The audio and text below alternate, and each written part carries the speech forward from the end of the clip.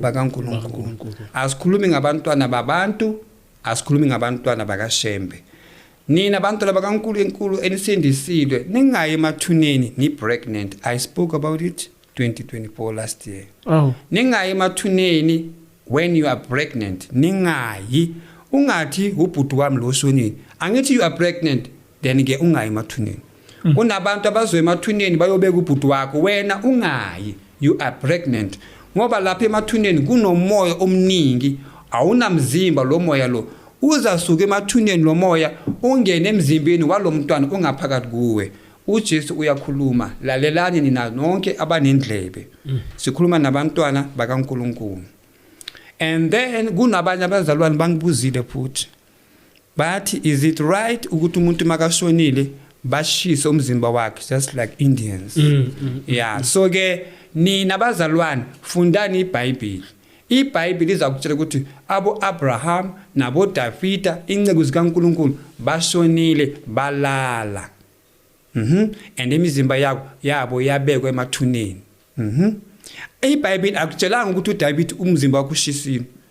iBhayibheli akutshelanga ukuthi uJesu inkosi yamakhosi umzimba wakhe ushisile. So why wena usindisile ufuna ukushisa umzimba wakho? Ushisa umzimba wakho wena. Ngithi ama-Muslim lalelani nga. Lalelani ekhaya. Muslims or Indians, when they die today, they burn their bodies tomorrow.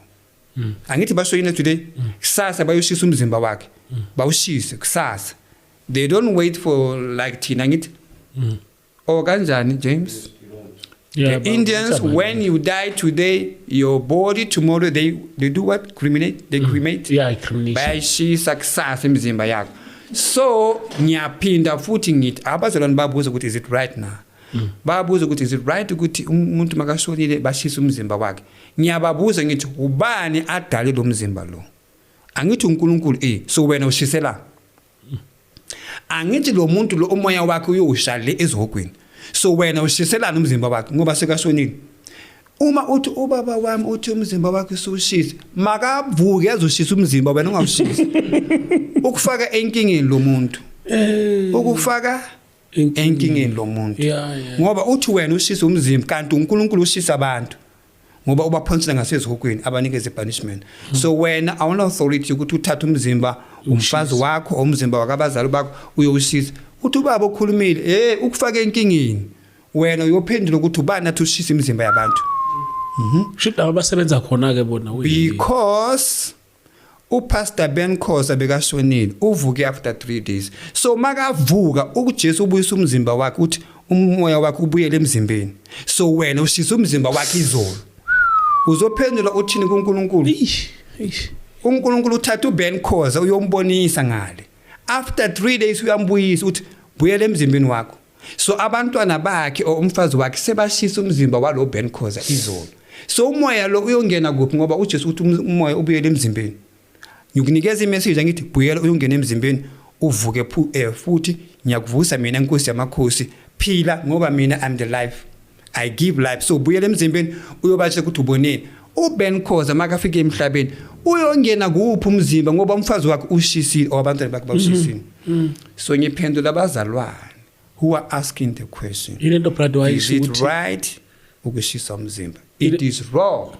Ilento ayisho ukuthi umuntu mayeqeda ukushona ungajayise kubizwa inanzana medical thandazani lalelani la.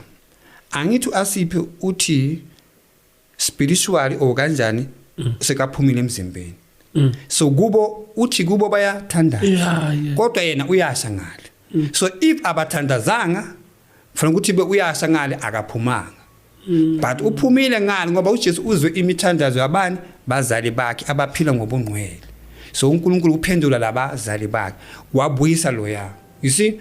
So kunala ngikhulume kaningi ngama WhatsApp from 2021, 22, 23, 24. Ngilo ngiphinda le ndaba le until ngifika la ku Chris Network senza ama video ukuthi umuntu makashonile in a way that you don't understand. Do not rush. Nimthathe nimukise emotional. Don't rush. Umukisa kanjalo amademon ala banibhekile ukuthi niyavuma ukuthi ushonile na. Kufuneka stubborn faith. Umuntu bathi nangu ushonile bathi yini inkingi? Bathi uwile nje akunamuntu azoba nje. Aloku aphila kahle.